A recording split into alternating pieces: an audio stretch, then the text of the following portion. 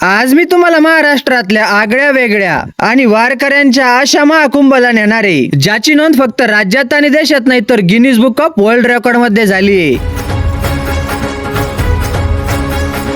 तर रामकृष्ण हरी मंडळी, आज मी आमच्या गावकरी मंडळी सोबत श्री गंगागिरीजी महाराज यांच्या 179व्या अखंड हरिनाम सप्त्याला भेट देण्यासाठी आलो होतो. पण स्थळी पोहोचल्यावर गर्दी एवढी होती की 2 किलोमीटरचा पायी प्रवास करावा लागला. आणि जेव्हा हा धर्मध्वज दिसला तेव्हा कुठं जीवात जीव आला. आता पहिलं या तुळशीचं आणि होमाचं दर्शन घेतलं आणि मग निघालो या धर्म मंडपाकडं,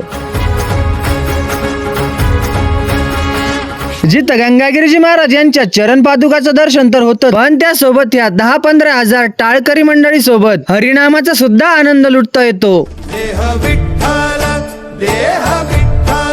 आता इथून निघालं की जायचं मग थेट जिथं लाखोच्या संख्येने भाविक हे फक्त महाराजांचं प्रवचन ऐकण्यासाठी बसलेले असतात.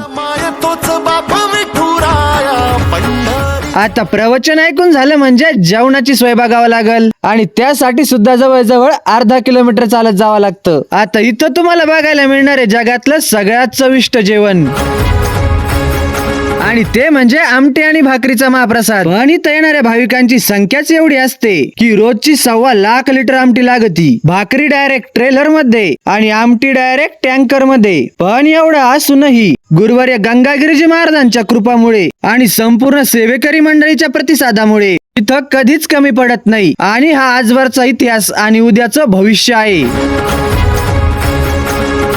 तर चला पब्लिक, आता मी निघतो घरी आणि तोपर्यंत रामकृष्ण हरी.